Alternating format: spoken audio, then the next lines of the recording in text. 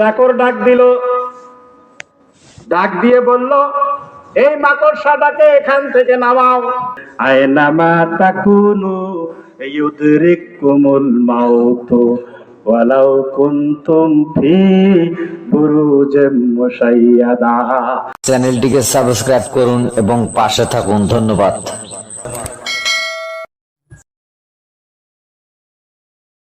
মৃত্যুটা কেমন, এখানে একটা বর্ণনা আল্লাহ সুবহানাহু ওয়া তাআলা কোরআনে কারিমে দিয়েছেন। আয়নামা তাকুনু ইউদরিকুমুল মাউতু ওয়ালাউ কুনতুম ফি বুরুজিম মুশাইয়াদা। আল্লাহ বললেন, তুমি যেখানেই থাকো না কেন, যেখানে বলতে আসমানে যদি যাও, ইদ্রিস আলাইহিস সালাম চতুর্থ আসমানে চলে গেছেন, মালাকুল মউত সেখানে খুঁজে তার জান কবজ করেছেন। তাহলে জবাব কোরআনে আছে না নাই? হ্যাঁ আছে। তাহলে আসমানে গেলেও বাঁচা যাবে কি? যাবে না। আয়নামা তাকুনু ইউদরিকুমুল মাউতু ওয়ালাউ কুনতুম ফি বুরুজিম মুশাইয়াদা। তুমি যেখানেই থাকো না কেন, যেখানেই যাও, মৃত্যু তোমার সাক্ষাৎ করবে। এমনকি তুমি যদি সুদৃঢ় দুর্গের মধ্যে যদি লুকায়ে যাও, আসমানে সিঁড়ি লাগায়ে যদি আসমানে উঠে যাও, যেখানেই থাকো না কেন, মৃত্যু সেখানে গিয়ে তোমাকে ধরবে। তোমার ওই রুহটা দুনিয়ার জগৎ থেকে একদিন বের হয়ে যাবে। কার আদেশে? ইবনে আবি হাতিম এই আয়াতের তাফসীরে একটা ঘটনা বর্ণনা করেছেন। তাফসীরে ইবনে কাসির ঘটনাটা এই কোরআনে কারিমে নিয়েছেন। তিনি একটা গল্প আলোচনা করেছেন শিক্ষার জন্য। এক মহিলা গর্ভবতী ছিল, তার বাড়িতে এক বালক পরিচারিকা হিসেবে কাজ করত। তো সে হঠাৎ যখন সে তার সন্তান প্রসব করলো, সন্তান প্রসব করে সন্তানটা হলো কন্যা সন্তান। তখন সে বলল যে আলো লাগবে, আগুন লাগবে, তো তুমি দ্রুত যাও। বালকটাকে বলতেছে, কাজের ছেলেটাকে বলতেছে, একটা আগুন নিয়ে আসো। তো ছেলেটা দৌড় মারলো, কাজের ছেলে তো দৌড় মারছে। দরজার মধ্যে একজন কে যেন দাঁড়িয়ে আছে। এই ছেলে থামো, কোথায় যাচ্ছ? আচ্ছা, আমার গৃহকর্ত্রী আমাকে আগুন আনতে বললো, এই জন্য যাচ্ছি। কেন, কি হয়েছে? যে আমার মালিকা একটা সন্তান প্রসব করেছে। কি সন্তান? কন্যা সন্তান। ও, কন্যা সন্তান। শোনো, এই কন্যা সন্তানটার সাথেই, এই কন্যা সন্তানটা বড় হবে, সুন্দরী হবে, আর এই কন্যা সন্তানটার সাথে এই বাড়ির যে চাকরটা আছে তার সাথে বিয়ে হবে। আরো বললেন যে এই কন্যা সন্তানটা সুন্দরী হবে, শতাধিক মহিলার সাথে সে ব্যভিচারে লিপ্ত হবে। এইটা শোনার পরে ছেলেটা খারাপ লাগলো যে আমি তো এই বাড়ির চাকর, আমার সাথে বিয়ে হবে এই সন্তানের। আর হোক বা হলে তো অসুবিধা কি, কিন্তু এই মহিলা এত পুরুষের সাথে মিশবে, আবার তার সাথে আমার বিয়ে হবে, তা অতএব একে আমি মেরে ফেলবো। সে আগুন আনতে না গিয়ে দৌড়ে গিয়ে ওই মেয়েটার পেটের ওপর এরকম করে ছুরি দিয়ে আঘাত করে বের হয়ে দৌড় দিছে, এর সাথে যেন আমার বিয়ে না হয়। ওই দরজায় দাঁড়ানো লোকটার কথাগুলো সে বিশ্বাস করেছে। মা দ্রুত এই অবস্থা দেখে এই অনিষ্ট বাচ্চাটার সেবা নিল, চিকিৎসা করলো। সুস্থ হলো। আর এই ছেলে এলাকা ছেড়ে বহুত দূর পালিয়ে গেছে, 7 সমুদ্র 13 নদী পার। ওদিকে যেয়ে সে কাজ কাম করে খায়। সে তো এখানেও কাজ করছিল। বহুত দিন পার হয়ে গেল। এই মেয়েটা আস্তে আস্তে সুস্থ হয়ে বড় হয়ে গেল। যেমনি কথা তেমনি কাম। মেয়েটা সুন্দরী হয়ে গেল। সুন্দরী হয়ে এলাকার মানুষের যুবকদের দৃষ্টি কাড়লো। যুবকদের দৃষ্টি কাড়লো, যুবকদের সঙ্গে মেলামেশা করলো। আর এই যুবক দীর্ঘদিন বিদেশে থেকে অনেক অর্থ কামাই করে বেশি 20 বছর পর দেশে ফিরে আসলো। এতদিনে আর তুলে মনে কেহ থুইছে, 20 বছর হয়ে গেছে, ছেলে যুবক হয়ে গেছে, অনেক টাকা পয়সা হয়ে গেছে। দেশে এসে সুন্দর একটা বাড়ি তৈরি করলো। তার মা বাবা কেউ নেহুতে নাই। ওই বাড়ির দেখাশোনার জন্য গ্রামের এক বুড়ি মানুষকে সে কেয়ারটেকার হিসাবে নিযুক্ত করলো। ওই বুড়িকে বলল, বুড়ি মা, অনেক দিন পার হয়ে গেল, আমি তো অনেক সম্পদ কামাই করলাম, সুন্দর একটা বাড়িও করলাম, এখন একটা বিয়ে করা দরকার। তুমি দেখো তো একটা সুন্দরী রমণী পাওয়া যায় কিনা। ঘটনা বলছি না, কোরআনের বর্ণনা। তাফসীরে ইবনে কাসির দেখলে পাবেন এই ঘটনাটা। ইবনে আবি হাতিম, ইবনে জারির এই ঘটনাটা বর্ণনা করছে। গল্প বলা অভ্যাস অবশ্য আমার কম। এরপরে বুড়িমা খুঁজতে লাগলেন সুন্দরী মহিলা।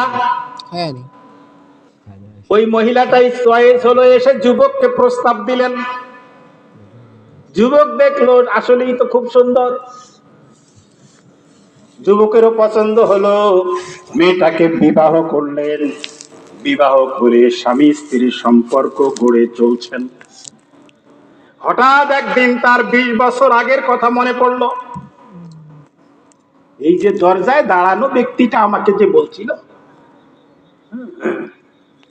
সে আরো বলেছে ওই মহিলাকে আমি বিয়ে করব, ওই মহিলাটা আমার স্ত্রী হবে, ওই মহিলাটা মাকড়সার হাতে মৃত্যুবরণ করবে। এ বর্ণনাগুলো ওই ব্যক্তি, দরজায় দাঁড়ানো ব্যক্তিটা দিয়েছিল।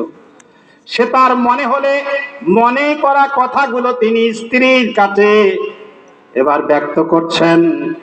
স্ত্রী, আমি তোমার নাভির নিচের অংশটা দেখতে চাই। স্বামীর কাছে স্ত্রীর এই অংশ দেখার কি শরীয়ত সম্মত অনুমতি আছে কিনা? আছে। ফলে সে দেখতে গিয়ে দেখলো যে ঘাও পালায় দাগ। সবাই বলেন নাই? অনেক শিক্ষা আছে এখানে। যদি কোরআনের আয়াত বলতে বলেন তাও বলে দিন। ঘাও পালায় দাগ, দিন যায় কথা মনে থাকে। কাউকে গালি দিছেন? হ্যাঁ, আপনার মনে নাই, কিন্তু যাকে গালি দিছেন তার কিন্তু মনে আছে। সে কিন্তু ভুলে নাই। যাব না সেদিকে, কথা বাড়বে। তো দেখলো যে ঠিকই ঘা পালাইছে, দাগ আছে, কথা যেন মিলে যায়। এবার বুঝলো, জিজ্ঞাসা করছে, তুমি তো আমার স্ত্রী হয়ে গেছো, তোমাকে একটা সত্য কথা বলতে হবে। তুমি বহুগামী পুরুষের সঙ্গে মিলিত হয়েছে কি? সে মনে করলো বিবাহ তো হয়ে গেছে, স্বীকার করলেই বা কি হবে। তাও সে স্বীকার করলো। যুবক বলছে, আমার কথাগুলো মিলছে কিনা 20 বছর আগের কথা। এবার যখন সব মিলে গেল, যুবকের চিন্তা হলো যে তুমি তো মাকড়সার হাতে মৃত্যুবরণ করবে। এইটাকে কি দিয়ে ঠেকানো যাবে? আমার স্ত্রীকে তো বাঁচাতে হবে। বাড়িটিকে আরো সুন্দর করে তুললো। কোন ভুল ভ্রান্তি আছে নাকি, কোন ছিদ্র আছে নাকি, কোন পোকামাকড় যেন ঢুকতে না পারে, এরকম করে সুন্দর করে ঘরখানা তৈরি করলো, যে ঘরে বসবাস করে। ঘরে বসবাস করার পরে একদিন দিনের বেলা স্বামী স্ত্রী দুইজনে শুয়ে আছে, ছাদের দিকে তাকিয়ে দেখে ছাদের ভিতর, ছাদের উপরে, ছাদের নিচের মধ্যে একটা মাকড়সা হেঁটে বেড়াচ্ছে। যুবকের মনে ডাক দিছে 20 বছর আগের কথা, হায় রে এই মাকড়সা।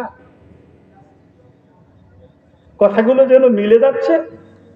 মাকড়সা ঢুকলো কোন দিক দিয়ে? মাকড়সার কথা বলতেই স্ত্রী বলল, থামো, তুমি বিচলিত হইও না, ও আমাকে কেমন করে মারবে, ওকে আমি মারবো। চাকর ডাক দিল, ডাক দিয়ে বলল, এই মাকড়সাটাকে এখান থেকে নামাও। ঝাঁটা দিয়ে চাকর মাকড়সাটাকে জমিনে ফেললো। স্ত্রী বলল, স্বামী বলল, তুমি তাকে মারো না, আমি তাকে মারবো, যেহেতু তাকে আমাকে মারার জন্য সৃষ্টি করা হয়েছে। 20 বছর আগের মন্তব্য। এবার মহিলা কি করলেন? ওই মাকড়সাটাকে মারার জন্য বললেন, গোটা পা আমি ব্যবহার করব না, হাত তো করবই না, পায়ের বুড়ি আঙ্গুলটা ব্যবহার করব। এবার বুড়ি আঙ্গুল দিয়ে মাকড়সার উপরে পা চাপাইয়ে দিলেন। মাকড়সা থাকেনি? থাকবে? শেষ হয়ে গেল। কিন্তু মাকড়সার শরীরের মধ্যে যে রস ছিল, পানি ছিল, রক্ত ছিল, এগুলো বুড়ি আঙ্গুলের দুই পাশ দিয়ে, ওই আঙ্গুলের কি থাকে, ওই যে কি কয় এটা, বুড়ি আঙ্গুলের পিঠির কনির এই জায়গা দিয়ে রসটা ভিতরে ঢুকে গেল, বিষক্রিয়া তৈরি হয়ে গেল। মহিলাটা মৃত্যুবরণ করলেন। যুবক তার 20 বছরের আগের ওই যে লোকটির বলা কথাগুলো স্মরণ করে চিন্তা করলেন, সেই যা বলেছিল তাই হয়ে গেল। আল্লাহ সুবহানাহু ওয়া তাআলা বললেন, আয়নামা তাকুনু ইউদরিকুমুল মাউত ওয়ালাউ কুনতুম ফি বুরুজিম মুশাইয়াদা। বলেন আল্লাহু আকবার। বাণীটা কার? বাণীটা কার? যে আল্লাহ আমাকে সৃষ্টি করেছেন, যে আল্লাহ আমার রূহটাকে হুকুম দিয়ে আমার মধ্যে দিয়েছেন, ওই আল্লাহ আমার জন্য মৃত্যুটাকেও ঠিক করে।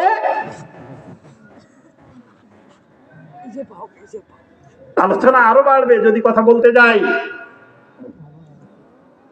কোন জমিনের মধ্যে আপনার মৃত্যু আছে সেটাও করা আছে।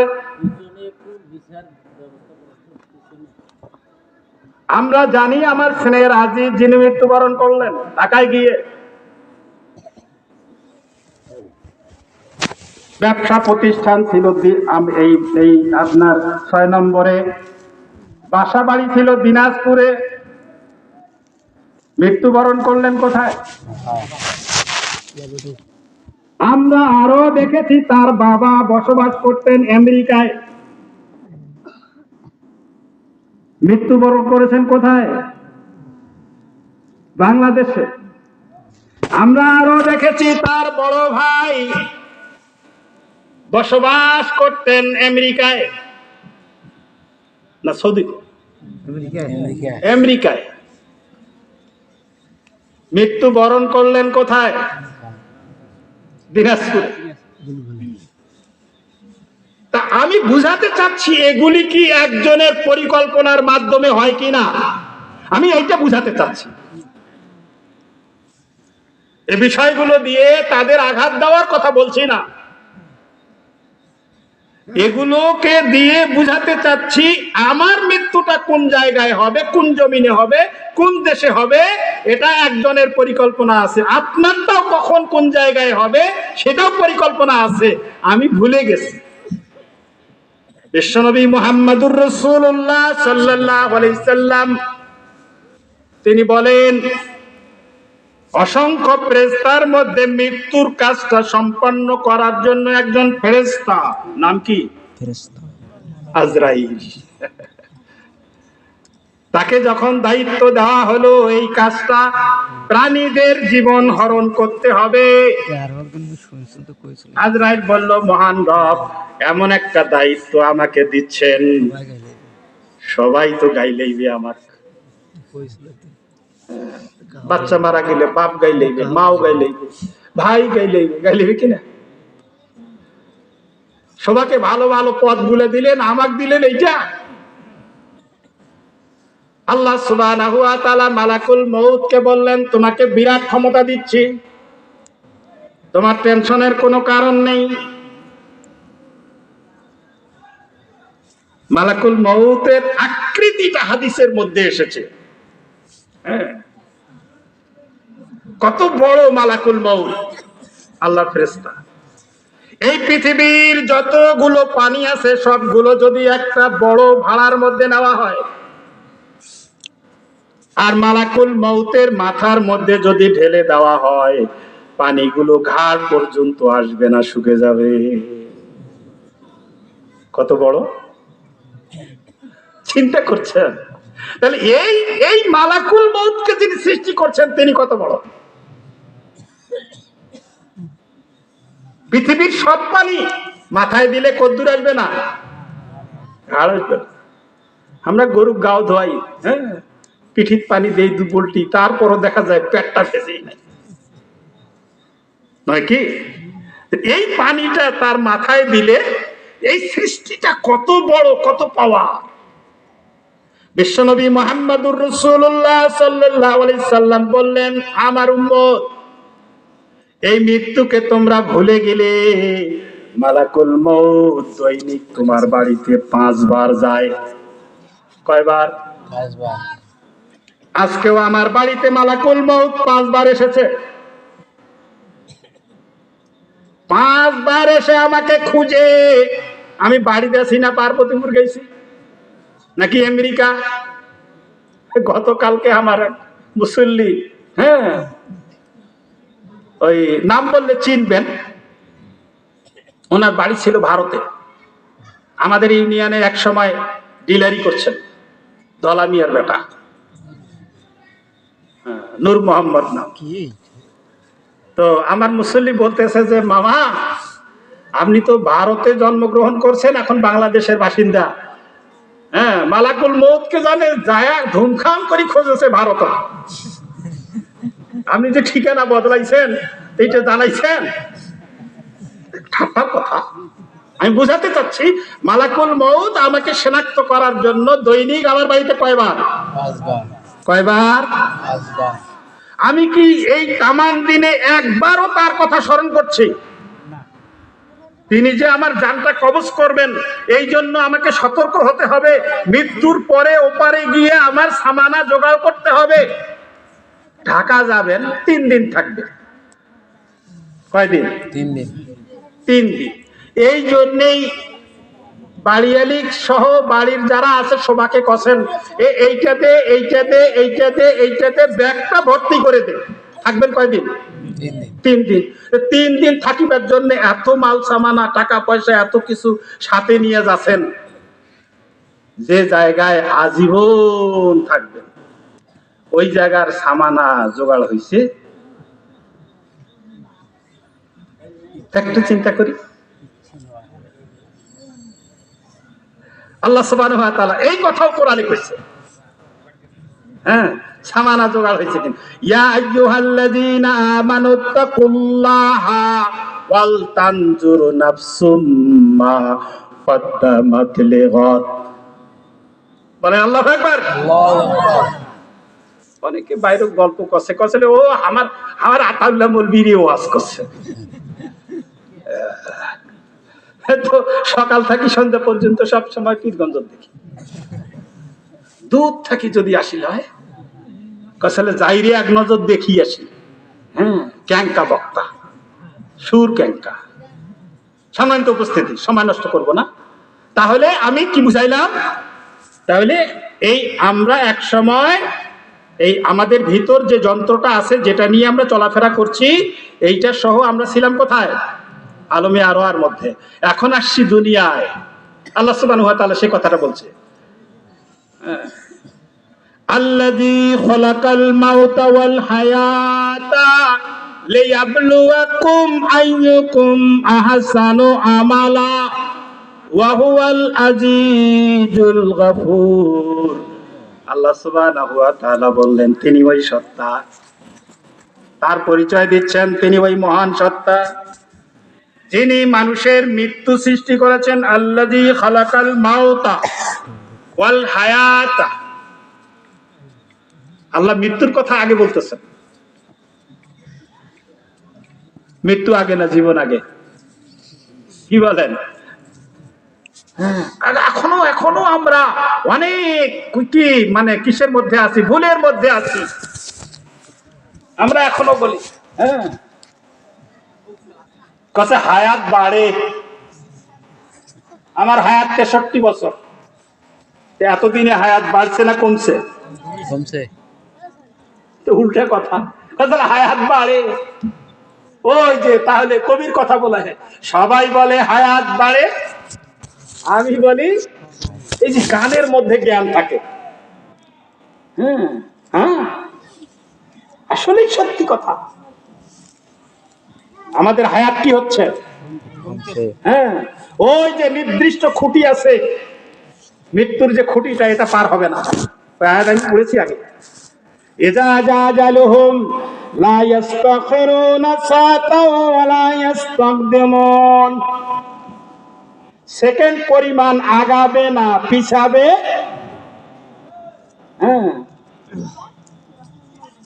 সাদের ব্যাখ্যা করতে গিয়ে মুফাসসিরিন ইকরাম বলছেন, ইস এটাও হয় না, এটাকে 70 অংশ করলে যে অংশটা দাঁড়ায়, এইটাও বাড়বে না আগাবে না পিছেও। ওই যে মালাকুল মউতের কথা বলছিলাম, মালাকুল মউত বললেন মহান রব এমন দায়িত্ব দিলেন সবারে গাইল খাবো। আল্লাহ বললেন না না, আমি এমন ব্যবস্থা দিয়ে দেব তোমার নামই কেউ নেবে না। আসলে অ্যাক্সিডেন্ট করছে, কি হল? আসলে হার্ট অ্যাটাক করছে। আসলে তো মালাকুল মউতই নিয়ে গেছে নাকি? না, কেহ কোনদিন কইছে যে মালাকুল মউত নিয়ে গেছে? আল্লাহ মালাকুল মউত আজরাইলকে বাঁচাইয়ে দিলেন, যে কেউ নাম নেবে না। তাহলে কি বলছিলাম? তাহলে হায়াত এবং মৃত্যু, এই বললেন যে আমি আলোচনা করতে গেলে আর লম্বা হবে, আমি সে তত দিকে যাব না। তৃতীয় পর্যায়ে আমি চলে যাব। প্রথম পর্যায়ে বললাম আলমে আরওয়া, আলমের দুনিয়ায় আল্লাহ হায়াত মৃত্যুর মাঝখানে একটা সময় দিয়েছেন। ওই যে 60, 74, 80, এক একজন কাকে এক একজন দিয়েছেন। আল্লাহর নবী বললেন আল্লাহ যাকে বিশাল হায়াত দিল তেমন সামানা জোগাড় করতে পারে নাই, সে হতভাগ্য। কি নয় কি? এত বড় হায়াত পাওয়ার পরে কিছুই করতে পারে নাই। ওই বাপের বাড়িটা ওদিনে আছে। আমাদের দুনিয়ার চিন্তায় আমরা চিন্তা করি, আরে বাড়িটা রানা সিমেন্টও রাখের পারে নাই, ও বাপের থোয়া বাড়ি 40 বছর ধরিয়া কি করলে? কি কই না আমরা? আল্লাহ রাসূল বলছেন বিরাট লম্বা হায়াত, কিন্তু কোন সামানা জোগাড় করতে পারে নাই। এটারও কোরআনের আয়াত আছে। ওই যে বললেন সকল জ্ঞান আল্লাহ এর মধ্যে দিয়ে দিয়েছেন। আল্লাহ বলে আইয়ুকুম আহসানু আমালা, এই মাঝখানের সময়টা আল্লাহ দিলেন। আইয়ুকুম, তোমাদের মধ্যে কে প্রতিযোগিতা করতে পারে? প্রতিযোগিতা, একে মায়ের সন্তান, একে পিতার সন্তান, প্রতিযোগিতায় আহসানু আমালা, আহসান শব্দ ব্যবহার করা হয়েছে সবচেয়ে বেশি ভালো। আমালা মানে আমল, সবচেয়ে বেশি ভালো আমল করতে পারে। আল্লাহ সুবহানাহু ওয়া তাআলা বললেন ওয়া হুয়াল গাফুরুর রহিম। ওহুয়াল গাফুরুর কি? ওহুল আজিজুল গাফুর। আয়াতগুলো ভুলে যাই। এই ভুলে যাওয়া স্মরণ করিয়ে দিচ্ছে আমার বয়স কত, বলছি বল শোনে নাই, কত, বাবা মরছে কত, দাদা মরছে কত, রাসূল মরছে কত। তাহলে আমাকে স্মরণ করতে হবে মৃত্যুর বছরে আমি অবস্থান। কয়জন চিন্তা করছেন? সিরিয়াল নাই। বলছিলাম তাহলে আজিজুল গফুর, এই যে আল্লাহ দেখবেন কে প্রতিযোগিতায় এগিয়ে, আল্লাহ তার জন্য ক্ষমাশীল। সুবহানাল্লাহ বলেন। নিজের আমল দিয়ে জান্নাত যাওয়া যাবে না,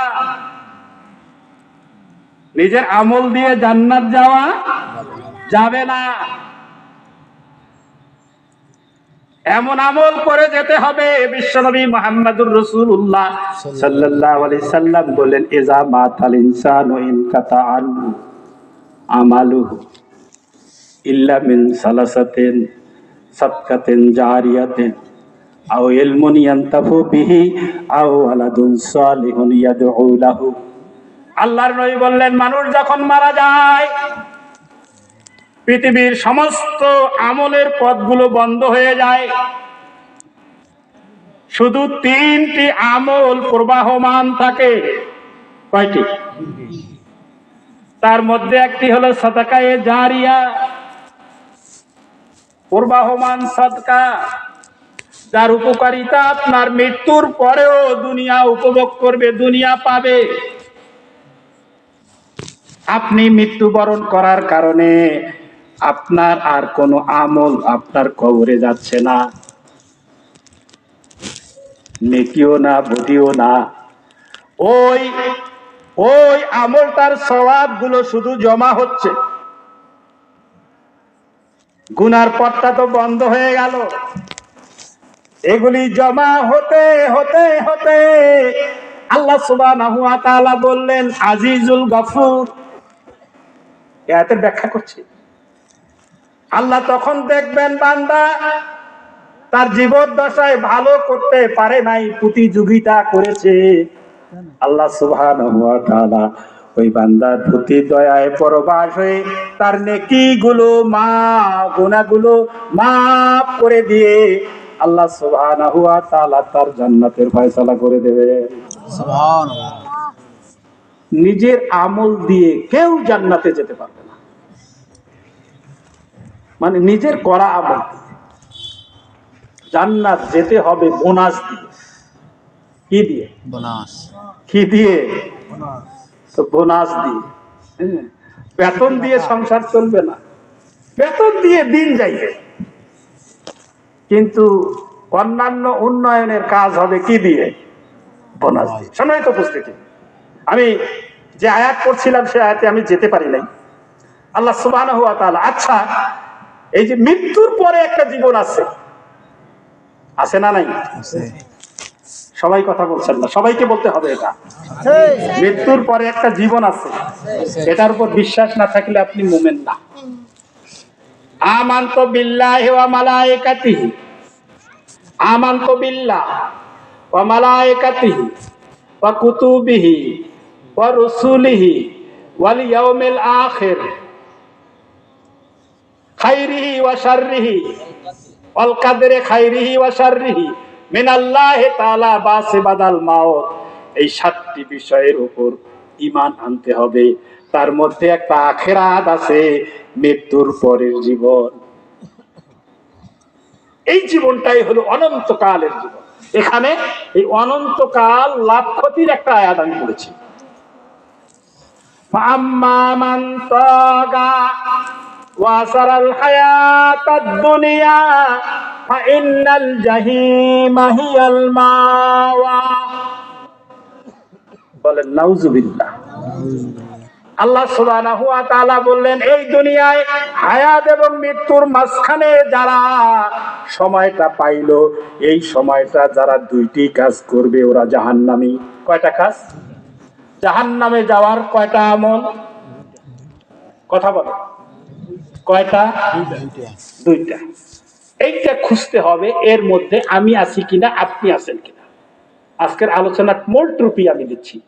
তো এতক্ষণ বললাম জন্ম হওয়ার আগে, তারপরে জন্ম হওয়ার পরে দুনিয়া, হ্যাঁ, এরপরে তারপরে জান্নাত জাহান্নাম হবে। জান্নাত জাহান্নাম যাওয়ার জন্য সামানা লাগবে দুনিয়ায়। ওই যে ঢাকা যাওয়ার আগে আপনি ঢাকার যা টাকা খুঁজবেন না, এটা থেকে নিয়ে যাবেন, নিয়ে যাবেন। তাহলে জাহান্নাম যাওয়ার জন্য কয়টা কাজ? দুইটা কাজ। ফাআম্মা মান তাগা ওয়া আসারাল হায়াতাদ দুনিয়া ফাইন্নাল জাহিমা হিয়াল মাওয়া। ওই আল্লাহ কথাগুলো বলছেন যে আল্লাহ আমাদের রূহ সৃষ্টি করেছেন, আমাদের সৃষ্টি করেছেন, আমাদের মৃত্যু সৃষ্টি করেছেন। তিনি বলছেন যারা দুনিয়ার মধ্যে অসংখ্য কাজের মধ্যে দুইটি কাজও করবে, তাহলে জাহান্নামে যাওয়ার জন্য দুটি কাজই যথেষ্ট। তার মধ্যে একটি হলো তাগুত, মানি না, মানবো না, এই বলবি রে কয়।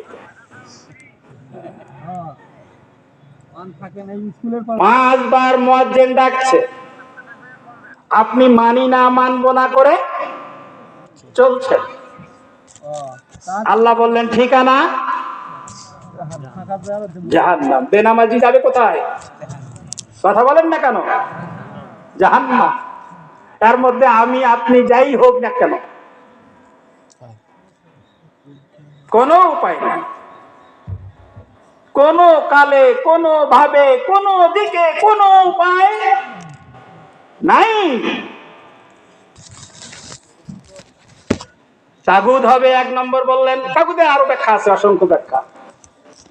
ফেরাউনকে আল্লাহ তাগুত বলেছেন, এই আয়াতের আগেই বলেছে, এ ঝাবেলা ফেরাউন। এরপরে দ্বিতীয়টা কি বললেন? ওয়াসারাল হায়াতাদ দুনিয়া, শুধু দুনিয়ার জন্যই করে, দুনিয়ার লাভ, দুনিয়ার লালসা, দুনিয়ার ইজ্জত, দুনিয়ার সম্মান, দুনিয়া পাওয়ার জন্য কাজগুলো করে। নামাজটাও পড়ে দুনিয়া পাওয়ার জন্য। ঠিকানা কোথায়? বুখারীর একটা হাদিস বলে এই আয়াতটার ব্যাখ্যা শেষ করে দেব। আল্লাহর নবী মুহাম্মদুর রাসূলুল্লাহ সাল্লাল্লাহু আলাইহি সাল্লাম বললেন, আল্লাহ সুবহানাহু ওয়া তাআলা 3 শ্রেণীর মানুষকে দিয়ে জাহান্নাম উদ্বোধন করবেন। কয় শ্রেণীর? 3 শ্রেণীর। কয় শ্রেণীর? 3। কয় শ্রেণীর? 3 শ্রেণী। আসুন এই 3 শ্রেণীর মানুষকে দেখি তো এর মধ্যে আমি আপনি আছি কিনা। সাহাবারা উদ্বিগ্ন হলেন, ইয়া রাসূলুল্লাহ 3 শ্রেণীর মানুষ কারা হবে? আল্লাহর নবী 1 নম্বরে বললেন দানবীর, 2 নম্বরে বললেন আলেম, 3 নম্বরে বললেন শহীদ। হাদিস আবার এই ধারে উল্টা পেখেও আছে। 1 নম্বরে বললেন শহীদ, 2 নম্বরে বললেন আলেম, 3 নম্বরে বললেন দানবীর। সাহাবারা বললেন, ইয়া রাসূলুল্লাহ আমরা তো জানি শহীদ বিনা হিসাবে জান্নাতে যাবে। আল্লাহর নবী বললেন, হ্যাঁ শহীদ তো বিনা হিসাবে জান্নাতে যাবে, কিন্তু শহীদ যদি দুনিয়া পাওয়ার আশায়, দুনিয়ার লাভে, দুনিয়ার জন্য সে যদি শহীদ হয় তার ঠিকানা হবে জাহান্নাম। মানদণ্ড হলো কোরআন, আর যেটা বর্ণনা করছি এটা হলো হাদিস। তো কোরআন বলছে যারা দুনিয়ার জন্য কাজ করবে যাবে কোথায়? জাহান্নামে। সে যদি শহীদ হয়। আলেম জাহান্নামে যাবে, উদ্বোধন করবেন আল্লাহ জাহান্নাম আলেম দিয়ে। সাহাবারা বলেন, ইয়া রাসূলুল্লাহ আলেমরা তো ওয়ারাসাতুল আম্বিয়া, কোরআন শিক্ষা করেছে, কোরআন পড়েছে, কোরআন বুঝাইছে, হাদিস ব্যাখ্যা আছে বিরাট। আমি শর্ট করার জন্য বলছি, আমি চিন্তা করছিলাম 10টায় শেষ করবো আলোচনা, কিন্তু 10টা অলরেডি পার। আপনারা বিরক্ত হচ্ছেন নাকি? বলেন। 12টা পর্যন্ত পারবো না ভাইয়া, শরীর তো কেন যেন অ্যালাউ করছে না, কিন্তু আপনাদের কাছে পেয়ে যেন কেন বোধহয় আল্লাহ শক্তি দিয়েছে। শক্তি তো আল্লাহ। আল্লাহ সুবহানাহু ওয়া তাআলা বলবেন, ওই যে এদেরকে জিজ্ঞাসা করবেন শহীদকে, তুমি কি করেছো? ব্যক্তি বলবে, মহান রব, তোমার রাস্তায় আমি জীবন দিয়েছি। আল্লাহ বলবেন, কাজ্জাবতা, মিথ্যা বলেছো। কারণ মনের খবরটা তো আমি জানি। মনের খবর কে জানে? আমাদের এলাকার মানুষের জানে না, জানে? এইটারও কোরআনের আয়াত আছে, ইন্নাল্লাহা আলিমুম বিজাতিস সুদূর। প্রত্যেকটি মানুষের অন্তরের খবর আল্লাহর কাছে আছে। শুধু যারা কয় কাজটা এমন করে করব কেউ যেন। সেদিন একটা গল্প পড়লাম, সেই অনেক আগের যুগের এক পীর সাহেবের কাছে 3 ব্যক্তি গেছে, হুজুর আপনার কাছে আমরা মুরিদ হব। তো বলছে যে মুরিদ হবে, ভালো কথা। তো মুরিদ হওয়ার জন্য আমার তো অসংখ্য মুরিদ, তোমরা আবার এই বুড়া বয়সে আমার কাছে মুরিদ হতে আসছো, তো তোমরা একটা কাজ করে আসো, যদি এই কাজ করতে পারো তাহলে তোমরা আমার মুরিদ হবে। বলে কি কাজ? বলে 3 জনেই চলে যাবে, যাওয়ার পর যার যেটা সামর্থ্য আছে, হ্যাঁ, যদি ছাগল হয় ছাগল, গরু হয় গরু, হ্যাঁ, আর ভেড়া হয় বা উট হয়, এটা কোরবানি করতে হবে। এমন গোপনে করতে হবে কেউ যেন না দেখে। তো 3 জনেই বাড়ি চলে গেছে। বাড়ি যাওয়ার পর যার যার সামর্থ্য আছে, একজন ছাগল নিয়ে যায়, হ্যাঁ, খুঁজি খুঁজি রাতের বেলা একেবারে জঙ্গলে গেছে, জঙ্গলে যায় জবাই করে দিছে। হ্যাঁ, তারপরে আরেকজন তো একেবারে পাহাড়ের পাশে যায়, বহুত দূর যায় একটা গরু জবাই করে দিয়েছে। এক দিয়ে টিয়া তারপরে চলে আসছে পীরের কাছে। আসি করছে যে পীর কাছে, হুজুর, আমি তো যে ছাগল জবাই করছে, ছাগল, যে গরু জবাই করছে সে কাছে গরু, তো হচ্ছে দেখে নাই কেউ? না, রাতের বেলা খুব গোপনে গিয়ে। এই 3য় ব্যক্তি আসে বলছে যে হুজুর, আমি তো কিচ্ছু করি পারি নাই। কেন? আমি তো দেখছি যে এমন কোন জায়গা নাই যে জায়গায় দেখা যায় না। কে দেখে? একজন তো দেখবি, তিনি কে? আল্লাহ। আর উনি বলছে কেউ যেন না জানে। এখন আমি যার সঙ্গে পরামর্শ করলাম, কামটা এমন করে করব কেহ যেন। এরকম ষড়যন্ত্র হয় কি হয় না? হয় কি হয় না? তাহলে ওই ব্যক্তি কি মনে করে যে আল্লাহ দেখছেন? আল্লাহ সুবহানাহু ওয়া তাআলা বলবেন, বান্দা, তুমি তো এটা আমার সন্তুষ্টির জন্য করনি। তুমি দুনিয়ায় তোমার প্রতিপত্তি, তোমার জজবা, তোমার সেই শহীদ হবে, তুমি এই মর্যাদা পাওয়ার আশায় করেছো, এটা তুমি দুনিয়ায় পেয়ে গেছো। এখন তোমার জন্য কিছু নেই। আল্লাহ ফেরেশতাদের বলবেন, পিছনের চুল ধরে পা ধরে উড় করে জাহান্নামে নিক্ষেপ করো। আলেমকে বলবেন, আল্লাহ বলবেন, আলেম, তোমাকে কোরআনের জ্ঞান শিক্ষা করার সুযোগ দান করেছিলাম। এই কোরআনের জ্ঞান আমরা অর্জন করেছি, আমি অর্জন করেছি। ক্ষমতা দিয়েছেন কে? আল্লাহ। আমার ভাইরাও তো কোরআন শিখেছে, আমি ওয়াজ করছি, তারা তো ওয়াজ করছে না। তাহলে এই ক্ষমতাটা দিয়েছেন কে? এই জন্যই আপনার আমার যে যোগ্যতা। এক বক্তা ওয়াজ করতেন, এ মিয়া, আজকে তুমি এত গর্ব করছো, জন্মের সময় তুমি ন্যাংটায় আসছিলে, তোমার দাম ছিল 150 টাকা। কত টাকা? ওই যে কসলে এই বাচ্চা হয়েছে 150 টাকা একটা তোয়ালি আনছে, আনিয়ে ওইটা দিয়ে ঢাকি দিছে। দাম কত? এখন ডক্টরের ডিগ্রি হয়েছে, হওয়ার পরে বিরাট ক্ষমতাবান হয়েছে, বিশাল টাকার মালিক। কিন্তু যখন জন্ম নিচ্ছে দাম কত? 150 টাকা। এটা করলেন কে? দিলেন কে? একে দিলেন আল্লাহ সুবহানাহু ওয়া তাআলা। প্রিন্সিপাল হয়েছি আমি, দিছেন কে? আমার চেয়ে বেশি যোগ্যতার লোক নাই? নাই? তাহলে ওই জায়গায় বসালেন কে? আপনি যে জায়গায় যে পাওয়ারে যে জায়গায় আছেন দিয়েছেন কে? আহা, এর নাম তাওহীদ। সম্পদের মালিক আল্লাহ আপনাকে করবেন। আল্লাহ বলবেন, আলেম তুমি কি করেছো? আলেম জবাব দিবে, মহান রব তোমার কোরআন প্রচার করেছি, ওয়াজ করেছি, মানুষকে দ্বীনের পথে ডাকিয়েছি। আল্লাহ বললেন, কাজ্জাবতা, মিথ্যা বলেছো। তুমি এই জন্যই ওয়াজ করেছো, তুমি মানুষ তোমাকে কারি বলবে। আহ, এত সুন্দর ওয়াজ, হ্যাঁ, এত সুন্দর সুর। টাকা কামাইয়ের জন্য করেছো, লাখ লাখ টাকা পাবে।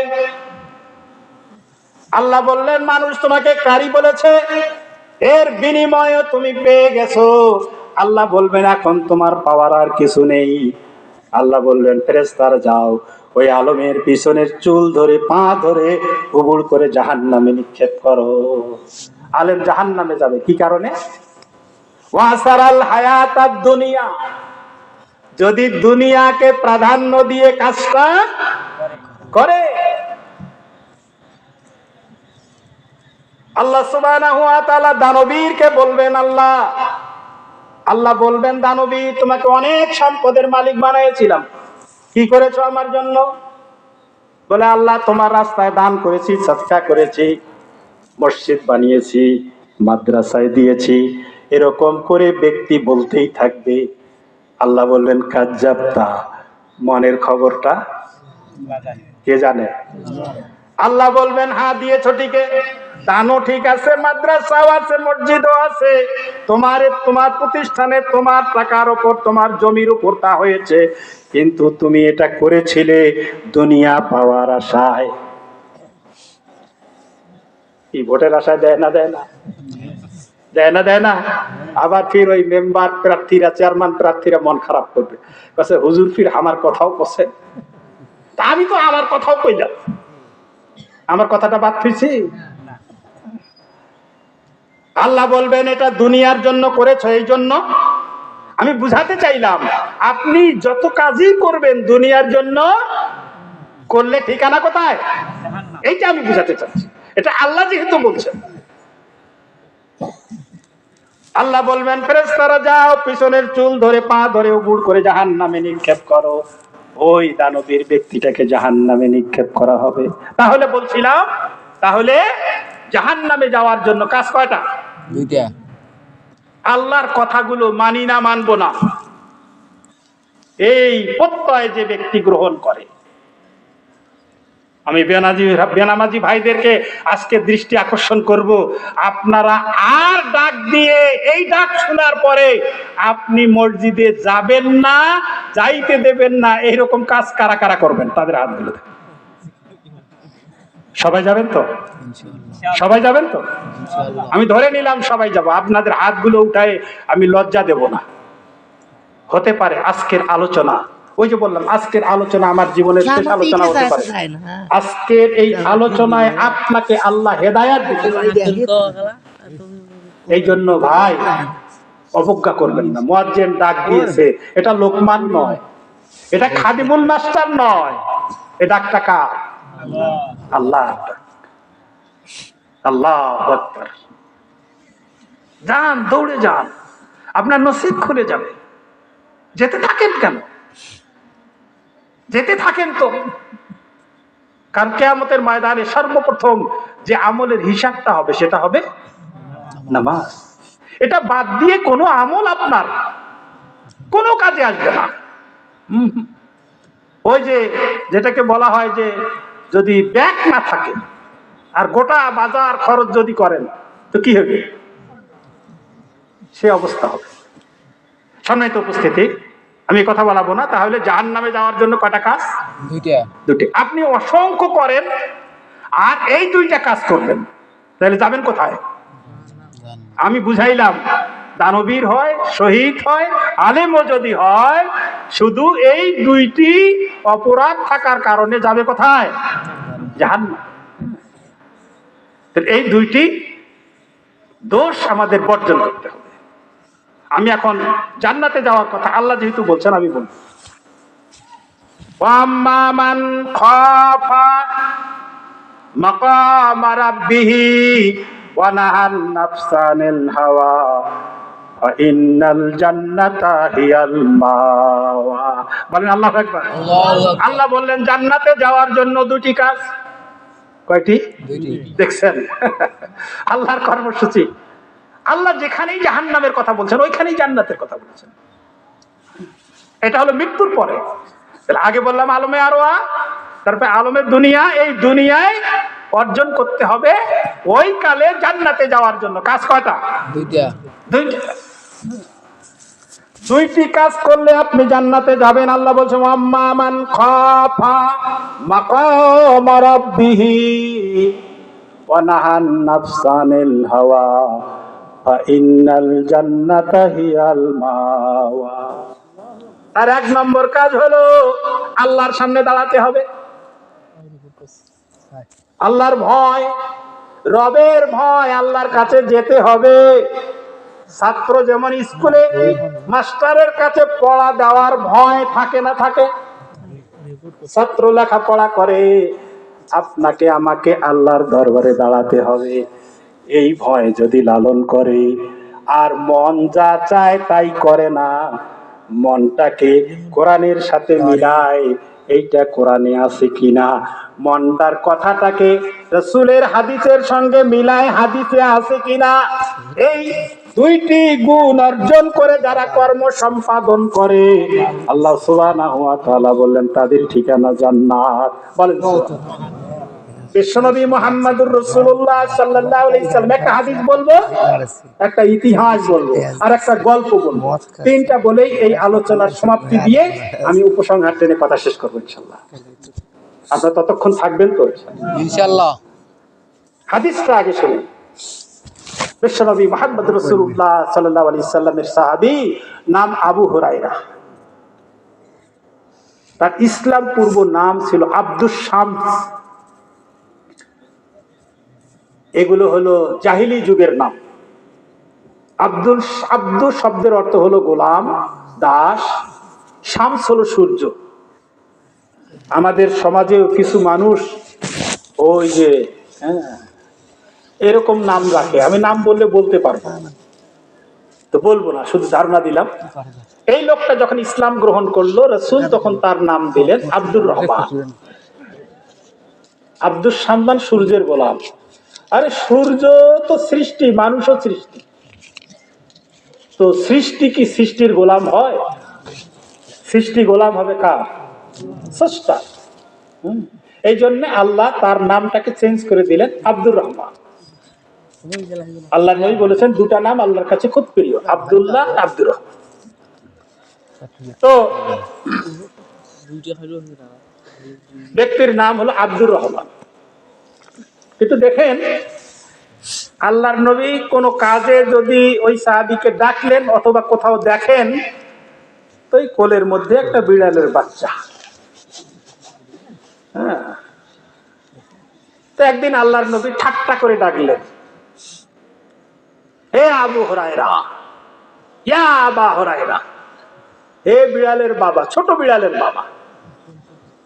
হ্যাঁ, যেহেতু বিড়াল ধরে বেড়ায়, তা বাপ তো শৈলক কোলার ধরে বেড়ায়, তো বিড়ালের বাপ। আল্লাহর নবীর মুখের বাণীটা, এই আল্লাহর নবীর মর্যাদা বলতে গেলেই তো আবার এই কথাগুলো চলে আসবে, আমি সেদিকে যাব না। রাসূলের এই কথাটা এত ভাবে সেট খাইলো ব্যক্তির জন্য, সকল হাদিস গ্রন্থে এই সাহাবীর নাম যখন আসছে সব জায়গায় আবু হুরায়রা, বিড়ালের বাপ। এই আবু হুরায়রা হলো হাদিসের বর্ণনাকারী। তিনি বলেন, ইয়া রাসূলুল্লাহ, তিনি একদিন এশার নামাজের পর বাড়ি আসছেন। তখনকার দিনে তো এত বিদ্যুৎ ছিল না, মানুষ দিয়ার জ্বালায়ে আলোর কাজ করত। অন্ধকারের মধ্যে বাড়ির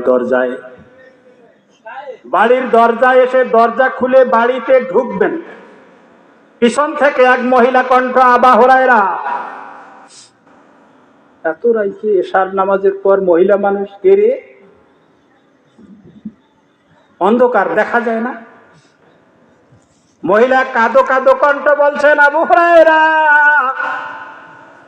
আমাকে একটা ফতোয়া দাও।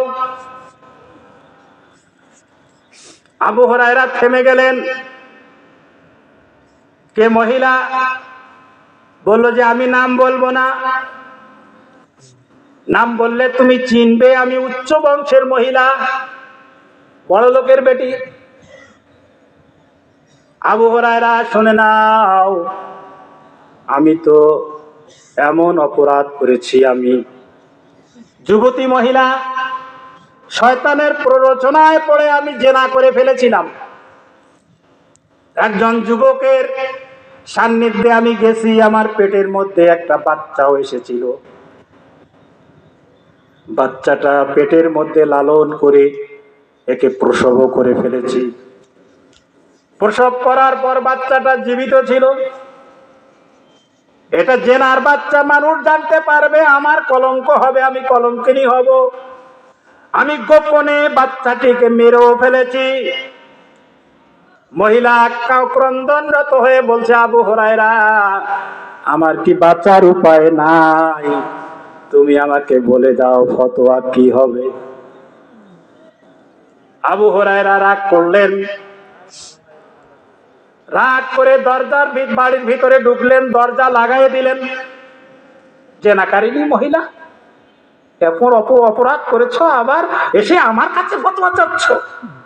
আরে তোমার মুখ দেখাও তো পাপ, তোমার কথা শোনাও তো পাপ। কি আমরাও হলে বলতাম নাকি? হ্যাঁ, আমরাও হলে বলতাম। আবু হুরায়রা বলল যে আমি ঘরের ভিতরে ঢুকলাম, আমি শুনতে পেলাম মহিলা চিৎকার করে কান্না করছে। আমি যদি আজকের দিনেই মারা যাই, জেনাকারিনী মহিলা হিসাবে আমার বিচার আল্লাহ করবেন, আমার ঠিকানা জাহান্নাম হয়ে যাবে। এই মহিলার মধ্যে কার ভয় তৈরি হয়েছে? কথা বলেন, কার ভয়? কার ভয়? আল্লাহর। আবু হুরায়রা বলেন, রাতের বেলা ভালো ঘুম হলো না। মহিলার কান্না যেন আমার কানে ভেসে আসছে। ফজরের আজান হয়ে গেল, মসজিদে নববীতে গেলাম, আল্লাহর নবীর পিছনে নামাজ সম্পন্ন করলাম। নামাজ সম্পন্ন করার পরে আল্লাহর নবীকে গত রাতের ঘটনাটা বর্ণনা করলাম। ইয়া রাসূলুল্লাহ, ইয়া হাবিবাল্লাহ, এই ঘটনা। আল্লাহর নবী বললেন, আবু হুরায়রা ফতোয়া দিয়েছো কি? আবু হুরায়রা বললেন, ইয়া রাসূলুল্লাহ, মহিলাকে ধিক্কার দিয়ে আমি তাড়িয়ে দিয়েছি, ফতোয়া দেই নাই, বরং তাকে বুঝাইয়ে দিয়েছি তোমার ঠিকানা জাহান্নাম। আল্লাহর নবী আবু হুরায়রার কথা শুনে আল্লাহর নবী বললেন, আবু হুরায়রা, তোমার কাছে কি ওহী এসেছে? আমাদের সমাজে হুজুরেরা অনেকেই এরকম ফতোয়া দেয়। আল্লাহর নবী জিজ্ঞাসা করছেন, অনেক কথাই হুজুরেরা হারাম হারাম কয়, কি কয় না? হারাম হওয়ার জন্য কোরআনের আয়াত লাগে। কি লাগে? কোরআনের আয়াত। মুখে আইছে কয় আইছে। না যায় না যায়, যায় না যায় বলতে গেলে হাদিস লাগে। নিজের মনের সাথে মেলে নাই, কয়ে গেছে। আল্লাহর নবী বলেন, আবু হুরায়রা, তোমার কাছে কি ওহী এসেছে মহিলা জাহান্নামী? আবু হুরায়রা থমকে গেল, জবাব নাই। রাসূলের সাথে কি জবাব দেবেন? আল্লাহর নবী কোরআনে কারীমের আয়াত তেলাওয়াত করে আবু হুরায়রাকে শুনাইয়ে দিলেন। সুবহানাল্লাহ।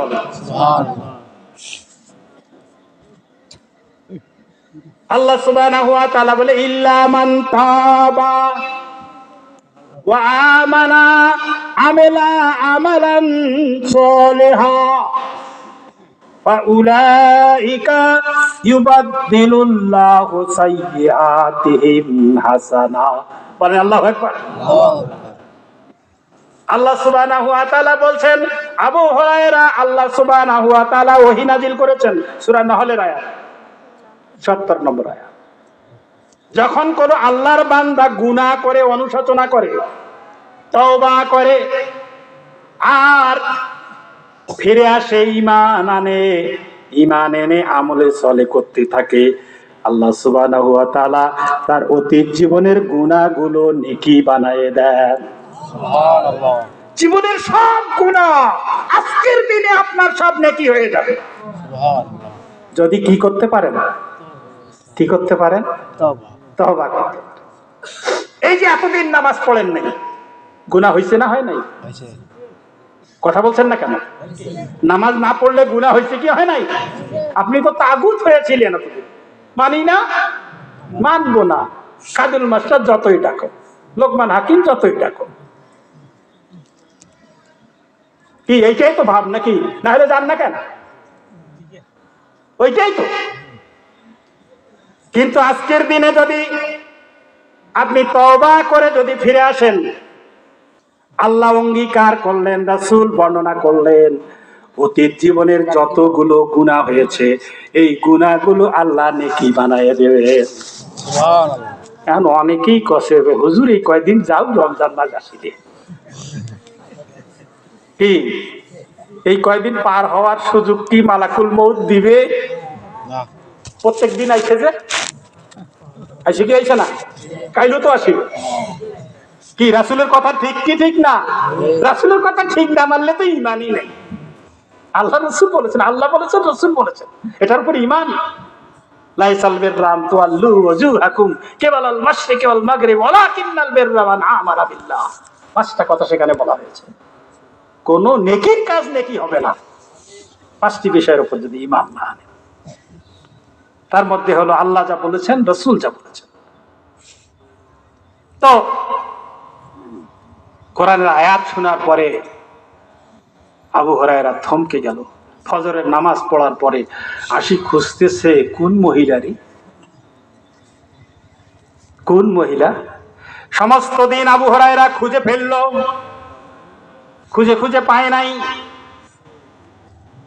সমস্ত দিন ঘোরার পরে সন্ধ্যাবেলা আল্লাহর নবীর পিছনে আবু হুরায়রা যখন এশার নামাজের জন্য গেছে, আল্লাহর নবী বললেন, আবু হুরায়রা মহিলাটাকে কি খুঁজে পেয়েছো?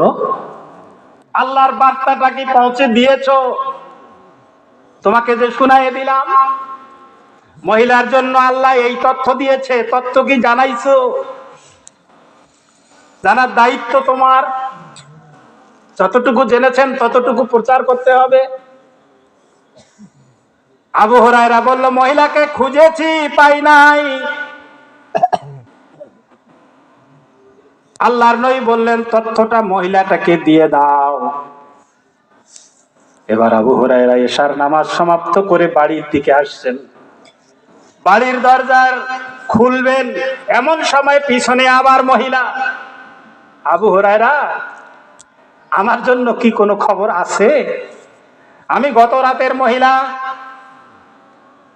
ক্রন্দন করতে লাগলেন। আবু হুরায়রা বললেন, সমস্ত দিন তোমাকে খুঁজেছি, পাই নাই। তোমার জন্য সুখবর আছে। আল্লাহ সুবহানাহু ওয়া তাআলা বলেছেন, যখন কোন বান্দা বান্দি পাপ করার পরে তওবা করে আল্লাহর প্রতি পূর্ণ ঈমান এনে তার আমলগুলো পরিবর্তন করে নেক আমল করতেই থাকে, আল্লাহ তার অতীত জীবনের গুনাহগুলো সব নেকি বানায়ে দেন। সুবহানাল্লাহ। মহিলা সিজদায় পড়ে কাঁদতে লাগলেন, মহান রব, তুমি এত বড় দয়ালু, তুমি এত মহান। মহিলা সিজদায় পড়ে কাঁদতে লাগলেন। বলেন সুবহানাল্লাহ। সুবহানাল্লাহ। তাহলে এই কোরআনের আয়াত এবং রাসূল সাল্লাল্লাহু আলাইহি সাল্লামের হাদিস থেকে আমরা তথ্য পাইলাম, বান্দা যদি অপরাধ করে, অনুশোচনা করে ফিরে এসে আল্লাহর প্রতি ঈমান আনে, তার আমলগুলো যদি আমলে সলে করতেই থাকে, তাহলে অতীত জীবনের গুনাহগুলো কি বানায় হবে? কি হবে? নেকি দ্বারা পরিবর্তন করে। আল্লাহ দয়ালু কিনা? বান্দার নেকিগুলো, গুনাহগুলো কি করবেন? নেকি বানায় দেবেন, নষ্ট করে দিবেন না। হ্যাঁ, ওগুলাকেই নেকি বাড়ায় দিবেন।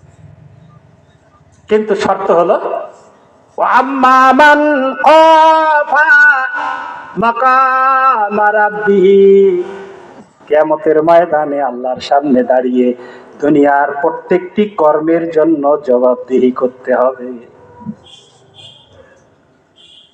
এই বিশ্বাস, দৃঢ় বিশ্বাস যদি আনতে পারেন, অনাহান নাফসানিল হাওয়া, মনটা চায়, ঘুম ধরছে, এনা পরে ফজরে উঠি, অ্যালার্ম বন্ধ করে দিলেন, আমারে হয় মাঝে মধ্যে বন্ধ করে দিছি তো ঘুমাইছি। এই যে মনটা চাচ্ছে আরেকটু আরেকটু, মনের ইচ্ছা মতো কাজটাকে সম্পাদন করলাম, হ্যাঁ, তাহলে করা যাবে না। আল্লাহর সামনে দাঁড়াতে হবে, আর মনের ইচ্ছা মতো কাজটা করা যাবে না যদি এটা আল্লাহ এবং তার রাসূল না চায়। ঠিকানা কোথায়? ঠিকানা কোথায়? জান্নাত। রাসূলের একটা হাদিস শুনাইলাম। ওই যে একটা ইতিহাস বলতে চেয়েছি। এক ব্যক্তি, তিনি তার সংসার পরিচালনার জন্য রাহাজানি, রাস্তায় ডাকাতি করে, আর হ্যাঁ, সেগুলো দিয়ে কামাই করে, ওগুলো দিয়ে পরিবার পরিজন চালায়। তো ব্যক্তি একদিন, সেদিন এক আলেম বেচারা কি করছে, ধরে গেছে, হে হুজুর কি আছে দে, সব নিয়ে নিছে। এখন নেওয়ার পরে ওই ব্যক্তিটা তখন বলতেছেন যে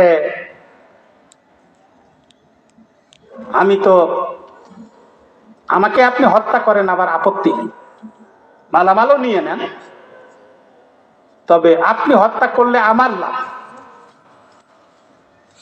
আপনি তো ডাকু, আমাকে যদি হত্যা করেন, আমাকে যদি মেরে ফেলেন, তো আমি শাহাদাতের মর্যাদা পাবো, শহীদ হয়ে যাব, আর শহীদ বিনা হিসেবে জান্নাতে যাব, আমি তো কোনো অপরাধ করিনি। তো তবে একটা কাজ হলো, আপনি এই যে রাস্তাঘাটে এই কাজগুলো করেন, করে কি করেন? এই কাজ করে আমি আমার পরিবার পরিজনকে লালন পালন করি, যে এগুলো দিয়ে কি আপনার পরিবার কি এইগুলো দায় নেবে? তো কেন নেবে না? জিজ্ঞাসা করছেন তো, না জিজ্ঞাসা করে। মৌলবীর বড় বুদ্ধির পালে বাত্তর নেই। হ্যাঁ, আসলে আপনি আমার গাছত বান্ধি দিয়ে যান, অসুবিধা নাই, হ্যাঁ, আমি যাব না। তো ঠিক আছে, চলে গেছে। যাওয়ার পরে বাড়ির জিজ্ঞাসা করছে, বাড়ির ছেলে মেয়ে স্ত্রী পুত্র সবাই বলছে যে আমরা এগুলোর দায়িত্ব নেবো কেন? আপনি অভিভাবক, আপনি আমার বাবা, আপনি স্বামী, কোঠে থাকি পায়া আমার খিলাইবেন, এটা আপনার দায়িত্ব, আমরা এগুলো নিতে যাবো না। ঠিক রে হুজুর, ফির কেমনি কইলি নি? হুজুরের কথাই তো ঠিক। যাওয়ার পরে বলছে যে হুজুর, আরে তোমার কথাই তো ঠিক, বাড়ির কেউ তো, আমি এর আগে 1 জন 2 জন 3 জন 4 জন এইভাবে বললো যে 99 জন মানুষ হত্যা করেছি, আমি আজকে আপনাকে দিয়ে সেঞ্চুরি করতে চেয়েছি। তা হুজুর বললেন যে শোনেন, যেহেতু এর দায়িত্ব কেউ নেবে না, তাহলে আপনি অন্তত নিজে বাঁচেন। একটা কথাও আছে যে নিজে বাঁচলে বাপের নাম, আর আল্লাহ আগে নিজে বাঁচির কথা বলছে, যে নিজে বাঁচো, পরিবার পরিজনকে বাঁচাও, আগে নিজে বাঁচতে হবে। তা আপনি আর এই কাজ করবেন না, তওবা করেন। আপনার জন্য মেসেজ আছে, এই কোরআন কারীমের আয়াতটা শুনাইয়া দিলেন মৌলভী সাহেব। সুবহানাল্লাহ বলেন। ইল্লা মান তাবা ওয়া আমানা আমিলা আমালান সালিহা ফায়ুবাদদিলুল্লাহু সাইয়্যাতিহিম হাসানাত। ও খুনি ব্যক্তি, আপনি যদি তওবা করেন, আল্লাহর প্রতি ঈমান আনেন, আর যদি আমলে সলে করতেই থাকেন, অতীত জীবনের যতগুলো গুনাহ করেছেন আল্লাহ ওয়াদা করেছেন সমস্ত গুনাহগুলো আল্লাহ নেকি বানিয়ে দেবে। সুবহানাল্লাহ। ব্যক্তি এবার সিদ্ধান্ত নিল, ওই দিনে ওই রাতে সিদ্ধান্ত নিল, হুজুরকে ছেড়ে দিল। সেঞ্চুরি পালন করা হলো না। ব্যক্তিটা আল্লাহর প্রতি ঈমান এনে আমলে চলে করতেই থাকলো। ব্যক্তিটা ইতিহাসের সেরা ব্যক্তিতে পরিণত হয়েছে।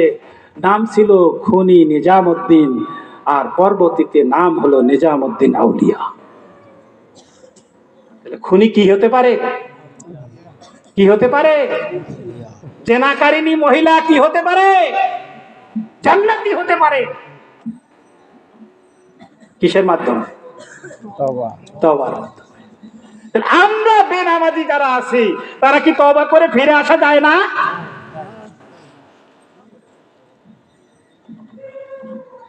সম্মানিত উপস্থিতি, লম্বা করব না। আমি তো বলছিলাম এই ব্যক্তি আজও পৃথিবীর ইতিহাসে সেরা স্বাক্ষর রেখেছে। আমরা নিজামউদ্দিন আউলিয়ার কথা শুনছি না শুনি নাই? শুনেছি। আল্লাহ সুবহানাহু ওয়া তাআলার অফার আছে। আল্লাহর সামনে দাঁড়াতে হবে, এই চেতনা লালন করে তওবা করে ঈমান এনে আমলে সালে যদি করতেই থাকে, আল্লাহ সুবহানাহু ওয়া তাআলা তার জন্য অফার দিলেন। অতীত জীবনের গুনাহগুলো আল্লাহ সুবহানাহু ওয়া তাআলা নেকি দ্বারা পরিবর্তন করে দিবেন। সুবহানাল্লাহ। তাহলে আমরা তওবা করে ফিরে আসতে পারি তো? ইনশাআল্লাহ। কি বলেন? ইনশাআল্লাহ। যুবকরা বলছে এলাও বিয়ে হয় নাই, আরো তো বিরাট লম্বা সময় আছে, কিছুদিন যাক। অনেকেই বলছে যে চাকরি বাকরি তো করছি, রিটায়ার করি আগে, তারপরে হজত যাবো, হজ থাকি আসিয়া তারপরে, নাকি এরকম কি চুক্তি আছে নাকি আল্লাহর সাথে? আছে? কোন যুবক মরে নাই এইরকম আছে কি? কি বলে? মৃত্যুর সিরিয়াল নাই রে ভাই, এটা আল্লাহর আদেশ। ওই যে আল্লাহ রসুলকে আল্লাহ বলছেন। সম্মানিত উপস্থিতি, তাহলে আমি আলোচনা লম্বা করব না, আমার স্বাস্থ্য কুলাচ্ছে না। আমি বললাম যে এবছর কোনো প্রোগ্রাম নেই, শুধু ঘরোয়া প্রোগ্রামের কারণে গতকালকে একটা 11:30 পর্যন্ত কথা বলেছি। আজকে আপনাদের সামনে যেহেতু ফজরের নামাজ জামাতের সাথে পড়া এটা সবচেয়ে বড় ফরজ, আমি কথা খুব আর বাড়াবো না। তাহলে জান্নাতে যাওয়ার জন্য কয়টা কাজ? দুইটা। কয়টা বললাম? দুইটা। ইস, বেশি কাজ নয়। জাহান্নামে যাওয়ারও 2টা কাজ, জান্নাতে যাওয়ারও 2টা কাজ। আল্লাহর সামনে দাঁড়িয়ে জবাবদিহি করতে হবে। এই চেতনা লালন করে মন চাইলেই করা যাবে না, মন চাইলেই করা যাবে না। এটা আল্লাহর আদেশ আছে কিনা, রাসূলের অনুমতি আছে কিনা, এইটা দেখতে হবে। এই 2টি গুণ যদি আমি আপনি লালন করতে পারি, তা আল্লাহ গ্যারান্টি দিলেন ঠিকানা হবে কোথায়? জান্নাত। ঠিকানা হবে কোথায়? জান্নাত। সম্মানিত উপস্থিতি, কথা বাড়াবো না। ওই যে একটা কথা বলছিলাম যে নিজেদের আমল দিয়ে জান্নাত যাওয়া যাবে না। একটা গ্রাম্য কথা আছে, কথাটা কতটুকু যুক্ত জানি না, যে কথার সাথে কথার মিল খায় এই জন্য বলছি। কথা নিজের কামাই দিয়ে বড়লোক হওয়া যায় রে, পরের ধন লাগে। আছে না নাই? আসলে আমার বড়লোক কেঙ্কিরি হয়েছে জানিস, আসলে এই অমুকের ধন, এই অমুকের টাকা, এই অমুকের ইয়া পাইছে। তো কথার সাথে মেলে বলে বলছি, কতটুকু যুক্তি জানি না। নিজেদের আমল দিয়ে জান্নাত যাওয়া যাবে না, কারণ আমরা যতটা নেকি করছি ততটাও কি করছি? পাপও তো করছি। তো প্লাস মাইনাস হবে, তো উদ্বৃত্ত কই? উদ্বৃত্ত হলো এইটা। ওই যে বলছিলাম, আপনি মারা যাওয়ার পরে যেটার 3টি আমলের সওয়াব আপনার কবরে যাইতেই থাকবে। কয়টি? 3টি। একটি হলো সাদকায়ে জারিয়া, প্রবাহমান সাদকা। এই যে হেফজখানা মাদ্রাসা, হ্যাঁ, আপনি মারা গেছেন অথবা যারা এটা তৈরি করে মারা গেছে, 20 বছর হয়ে গেছে, এই 20 বছর ধরে এই মাদ্রাসায় তো কোরআন তেলাওয়াত হচ্ছে। কি হচ্ছে? এখান থেকে হাফেজ বাইর হয়েছে। আরো কতদিন পর্যন্ত এই হেফজখানা থাকবে, ততদিন পর্যন্ত এই বাচ্চারা কোরআন তেলাওয়াত করতেই থাকবে, নামাজ পড়তেই থাকবে। মান দাল্লা আলা খাইরিন ফাহুয়া মিসলু আজরি ফাইরিহি। ওই হাফেজটা যতগুলো নেক আমল করবে, এর একটা সওয়াব ওই ব্যক্তি পেতেই থাকবে। সুবহানাল্লাহ। বিশ্বনবী মুহাম্মদ রাসূলুল্লাহ সাল্লাল্লাহু আলাইহি সাল্লামের একটা হাদিস, মান কারা আল কুরআনা আস্তাজহারাহু ফাহাল্লা হালালুহু ওয়া হারামা হারামাহু ফাদাখালাহুল্লাহুল জান্নাহ ওয়া শাফাহু মিন আশারাতিন আহলি বাইতিহি কুল্লুহুম কাদ ওয়াজাবাত লাহুন নার। আল্লাহর নবী বললেন, যে ব্যক্তি কোরআন পড়লো, কোরআন বিজয়ের চেষ্টা করলো, কোরআনের হালাল গুলোকে মেনে চললো, কোরআনের হারাম গুলোকে মেনে চললো, ফাদাখালাহুল্লাহুল জান্নাহ, আল্লাহ সুবহানাহু ওয়া তাআলা তাদেরকে জান্নাতে ঢুকায় দেবেন। ওয়াশাফাহু ফি আশারাতিন মিন আহলি বাইতিহি কুল্লুহুম কাদ ওয়াজাবাত লাহুন নার। আর ওই জান্নাতি ব্যক্তিটিকে তার পরিবারের 10 জন ব্যক্তিকে শাফায়াতের অনুমতি দেবেন, যে সমস্ত ব্যক্তিদের জাহান্নামের ফয়সালা হয়ে গেছে।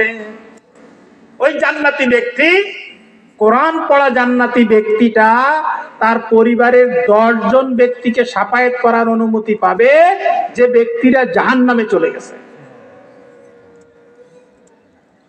মুহাদ্দিসিন ইকরাম এই হাদিসের ব্যাখ্যা করতে গিয়ে বলেছেন যে আল্লাহ সুবহানাহু ওয়া তাআলা প্রত্যেকটা জান্নাতি ব্যক্তিকে তাদের ইচ্ছা পূরণ করার সুযোগ দিবেন।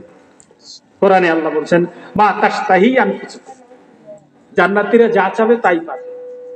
গোটা জান্নাত খুঁজে ফিরে জান্নাতি ব্যক্তি বলবে, গোটা জান্নাত খুঁজলাম তো আপন জনকে খুঁজবে। চেরানাঙ্গির মেলা যাওয়ার সময় খোঁজে, আসলে ওরাও বেলে চেরানাঙ্গির মেলা যাইছে, কই রে,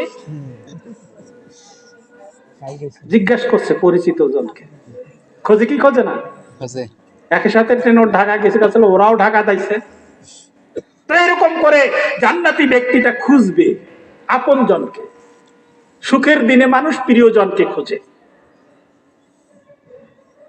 তো প্রথমে খুঁজবে নিজের স্ত্রীকে।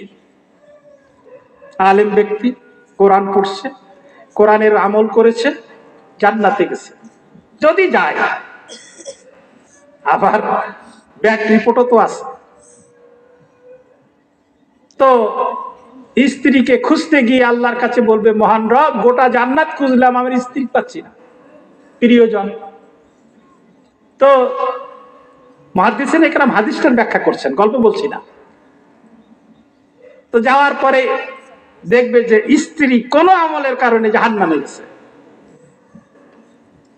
স্ত্রীরা যে জাহান্নামে যাবে, আল্লাহর নবী 2টি কারণের কথা বলেছেন। আল্লাহর নবী বললেন, আমাকে যখন মেরাজের রাতে জাহান্নাম দেখানো হলো, ইন্নী উরিতুকুন নাকসারা আহলান নার, মহিলাদের মাঝে ওয়াজ করতে গিয়ে রাসূল বললেন, তোমাদের নারীদেরকে অধিকাংশকে আমি জাহান্নামে দেখে এসেছি। মহিলাদের মধ্য থেকে প্রতিবাদ হলো, বালা কুল্লা ইয়া রাসূলুল্লাহ, মহিলারা বেশি জাহান্নামে যাবে মানে? আল্লাহর নবী বললেন, হ্যাঁ, 4টা কারণ বলেছেন। তার একটি কারণ বলছেন যে তোমরা কথায় কথায় আল্লাহর অবাধ্য, আল্লাহকে গালি দেয়। যেদিন মেলা কাপড় ধুইছে, ওই দিন দেওয়া লাগাইছে। দেখেন কত বছর আগে আল্লাহ রসুল বলছে, মরাদ দেওয়া, হ্যাঁ, আইজ মুই কাপড় ধুইছু আর আইজেই পানি আসি রইবে। এটা মহিলারা বলে, কিন্তু আরে দেখেন, আমি আমার গল্প বলছি না, রসুলের হাদিস, বুখারীর হাদিস। এই জন্য মহিলারা, যে মহিলারা বলে, সব মহিলার কথা বলছি না, যারা এরকম বলে এটা অপরাধ, এগুলো সংশোধনের কথা বলছি। আর তুচ্ছ কথায় স্বামীর নাশুকুরি করে, একদিন একটা খরচ আনে নাই মনের মতো। আচ্ছা, গোটা জীবনে তোমার সাথে সংসার করলো, কোন দিন মোর কথা শুনছেন? কি গোটা জীবনে কি হয়েছে? একদিন হয়তো মনে নাই, তাহলে পয়সা আটে নাই, আমার আবদারটা পূরণ হয়নি। স্বামীর নাশুকুরি রসুল বলছেন, ছোট্ট করে বলছি। আল্লাহ রসুল আরো বললেন যে জাহান্নামে তোমরা যাবে না কেন? তোমরা তো ইবাদতে তোমাদের কমতি আছে, প্রতি মাসে তোমাদের কিছু নামাজ বাদ যায়। রাসূল বলছেন যে তোমরা ঘাটতিটা কোন জায়গায় তোমাদের যায়, তো এটা আল্লাহর ফয়সালা আছে। রোজা কাজা হয়। আল্লাহর নবী আরেকটা বললেন যে তোমাদের আকেল কম, জ্ঞান কম, ধৈর্য কম, অল্প কথায় অধৈর্য হয়ে যায়। তো যাক, আমি কথা বাড়বে বলে সেদিকে যাচ্ছি না।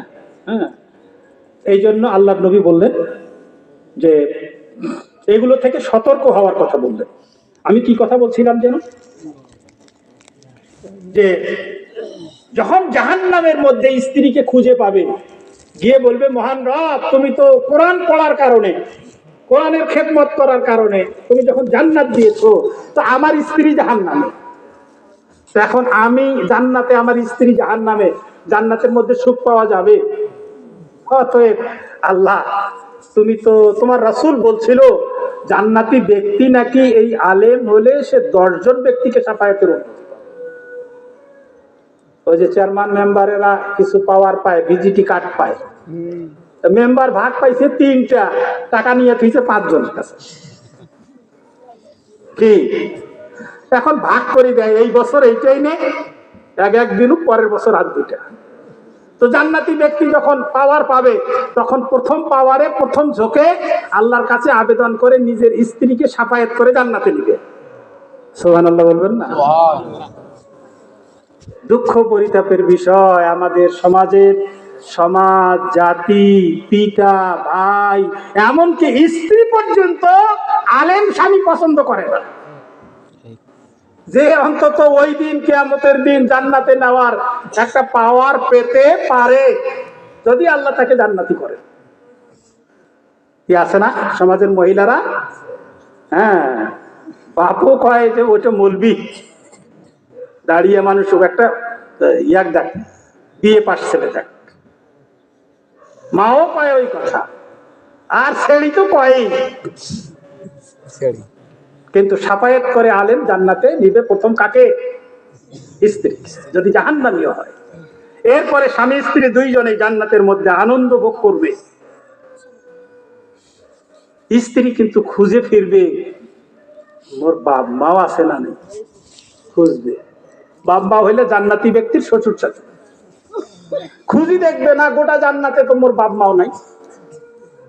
যায় স্বামী কইবে, কেন তোরা জান্নাতি মানুষ, তোমার হাতে আর পাওয়ার নাই কেন? গোটা জান্নাত খুঁজুর, মোর বাপ মাও নাই।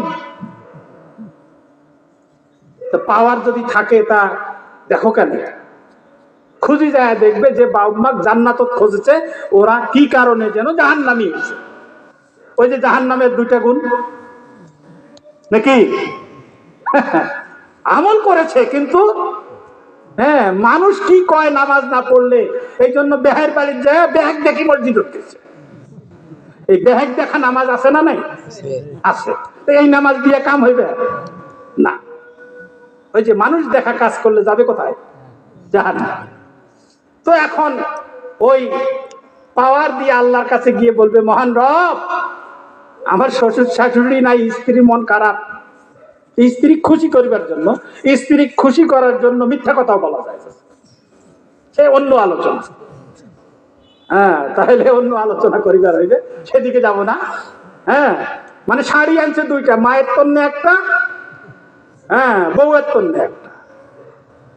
তা আমাদের সমাজের বোকা স্বামীরা ওই মায়ের শাড়িটা না বেশি দামে কিনছে, বউটা না কম দামে কিনছে, আসিয়া ফির ঠিক কথাই কইছে, স্ত্রীর মন খারাপ, তোমার মায়েরটা এত দামি কিনলেন, মোটটা ফিরে এই দামে নাকি গেল ঘটঘটি। হ্যাঁ, আল্লাহ রাসূল বললেন তোমার স্ত্রীর শাড়ির দামটা বেশি করে মায়েরটা কম করে কটা, এরকম মিথ্যা বলা যায়। খুশি করবে কাকে? কাকে খুশি করবে? স্ত্রীকে। এটা ইসলাম। আবার এটা ফিরে আবার অন্যদিকে নিয়েন না, সম্মানিত উপস্থিতি। তো স্ত্রীকে খুশি করার জন্য বাপ মা, শ্বশুর শাশুড়িকে আল্লাহর কাছ থেকে অনুমতি নিয়ে সাফায়াত করে জান্নাতে নিয়ে আসবে। কয়জন আসলো? তিনজন। রাসূল কয়জনের কথা বলেছেন? 10 জন। এবার জান্নাতে আসার পরে শ্বশুর শাশুড়ির সামনে ঘুরতেছে, জান্নাতি ব্যক্তির মনে হইবে কি আমার স্ত্রী ওর বাপ মা খুঁজিল, মোর বাপ মা খুঁজছে। আলেম ব্যক্তির মনেই নাই ওর বাপ মাও নাই, গোটা জান্নাত খুঁজে না পাওয়ার পরে আল্লাহর কাছে গিয়ে সিজদায় পড়বে, মহান রব আমার বাপ মা খুঁজে পাচ্ছি না। আল্লাহ বলবে ফেরেশতা নিয়ে যা, ওই যে আরেকটা জায়গা আছে জাহান্নামত, যায় দেখে বাপ মাও জাহান্নাম করতেছে। হ্যাঁ, বেটাকে আলেম করিবার যায় পয়সা কড়ি লাগিয়েছে, যা কিছু করছে এরকম এপার ওপার করার পরে কিছু করছে, জাহান্নামে গেছে। এবার আল্লাহর কাছে সিজদায় পড়ে আল্লাহর কাছে অনুমতি চাবে, আল্লাহ অনুমতি দিবে, বাপ মাও জান্নাতে। কয়জন আইলো? কয়জন?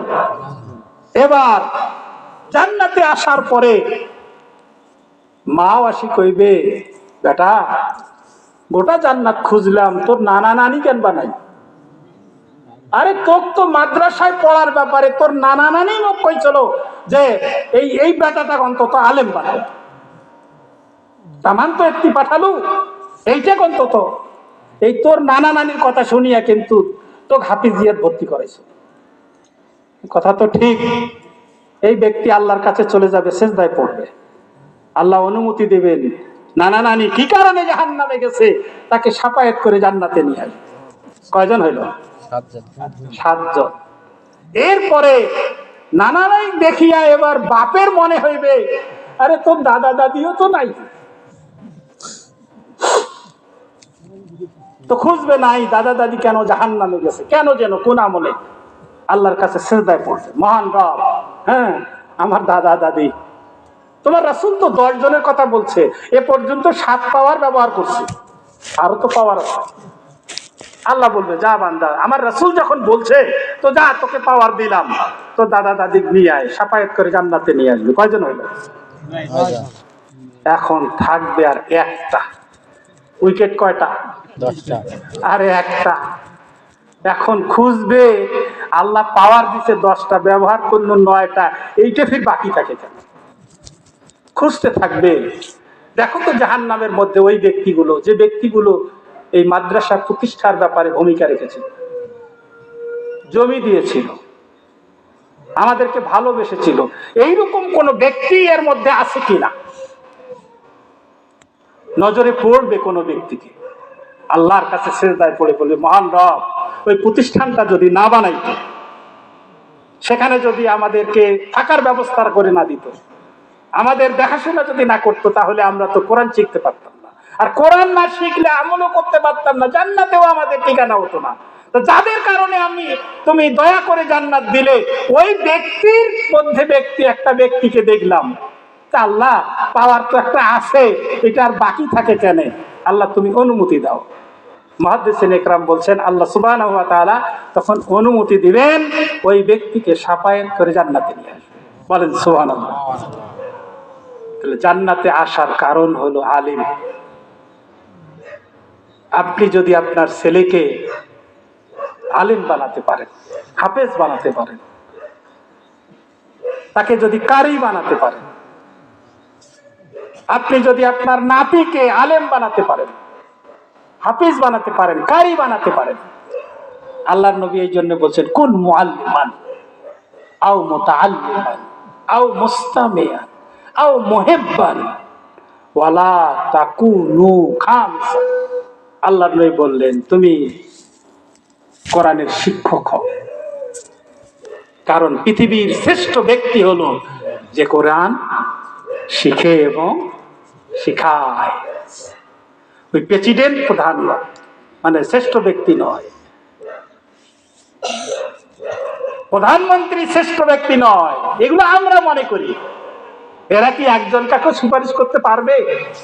পারবে? পারবে না। সম্মানিত উপস্থিতি, এই জন্যই আপনি কোরআনের শিক্ষক হতে পারেন নাই, মিস হয়ে গেছে, তো কোরআনের ছাত্র হন।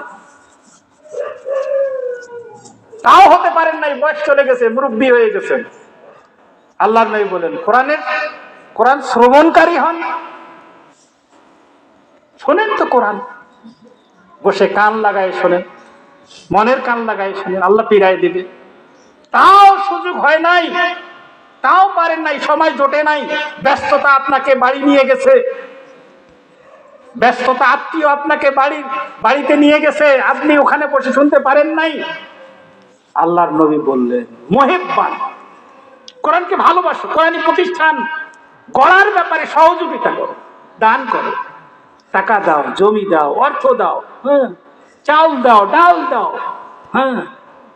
ওয়ালা খামিসান, এই 4 জায়গার কোন এক জায়গায় যেন তোমার জায়গা হয়, 5ম জায়গায় যেন ঠিকানা না হয়।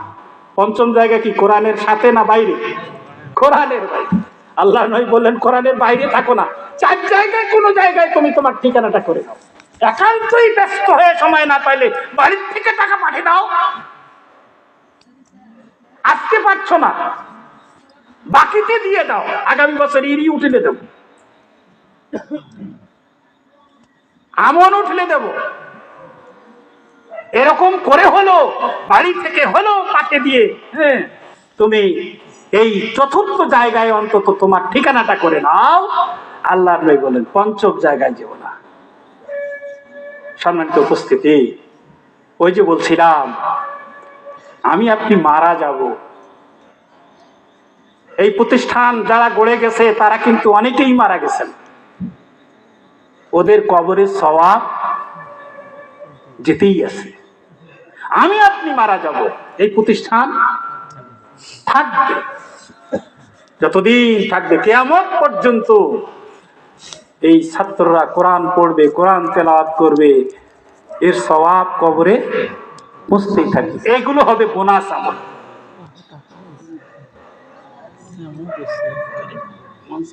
না হলে ওখানে এই বোনাস আমলটাই আমাদের কিয়ামতের ময়দানে, যেটা আমরা হিসাবের মধ্যে রাখি নাই, দেখা যাবে আল্লাহ সুবহানাহু ওয়া তাআলা যখন আমাদেরকে হিসাবের কাঠগড়ায় দাঁড় করাবেন, তখন এটা আমাদের সহায়ক হবে। আল্লাহ সুবহানাহু ওয়া তাআলা এই 4 জায়গার মধ্যে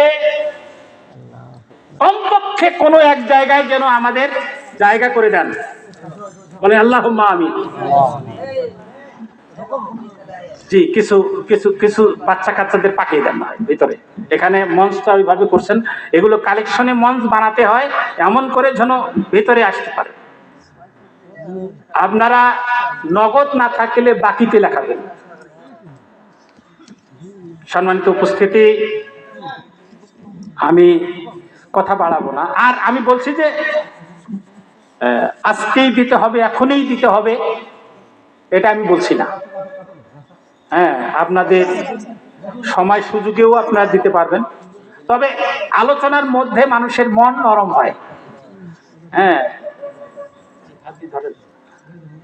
পরে অবশ্য এখান থেকে উঠে গেলে, এটা সাহাবায়ে কেরামরা বলতো, ইয়া রাসূলুল্লাহ, আপনার মজলিসে যখন থাকি তখন কথা শুনে আমাদের অন্তরগুলো খুব নরম হয়ে যায়, কিন্তু আমরা যখন বাইরে চলে যাই তখন আবার আমরা সবাই একটু ইস্তেগফার করি, আস্তাগফিরুল্লাহ, আস্তাগফিরুল্লাহ, আস্তাগফিরুল্লাহ। আমি আপনাদেরই ভাই, আপনাদেরই ভাতিজা, আপনাদেরই প্রতিবেশী, আপনাদেরই কারো না কারো সন্তান।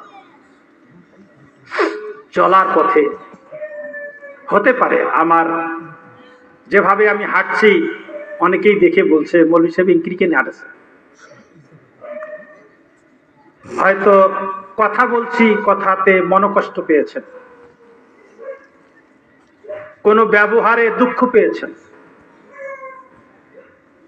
আমি আমার জীবদ্দশায় আমি আপনাদের কাছে ক্ষমা চাচ্ছি,